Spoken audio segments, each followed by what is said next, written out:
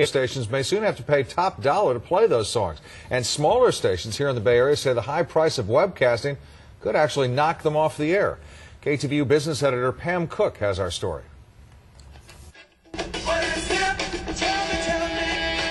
There's a new battle over online music, but this time it's not about downloading, it's about webcasting. We agree that musicians should be paid for their work, and that the record companies that invest in the musicians should get some royalty. The question is how much.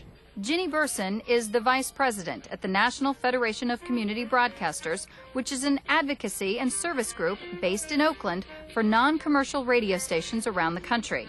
They're fighting webcasting royalties, which is being debated by congressional committees and argued in court.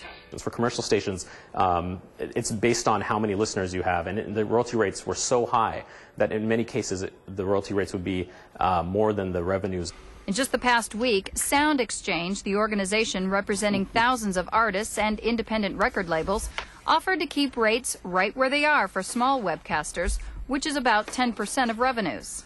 It's basically going to be the large broadcasters that are going to be affected, and in fact they should pay because they're using music to sell their services. We got new tracks coming in from... But the worry is that the compensation will drive many small stations out of business, which will then mean small, lesser-known musicians won't be heard.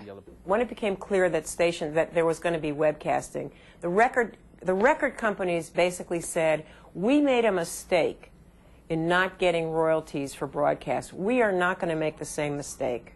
Right now, there's a July 15th deadline. The more you play, the more you pay. But many hope a compromise can be reached on a flat fee and a bigger break to the small stations on the air and online. Pam Cook, KTVU, Channel 2 News.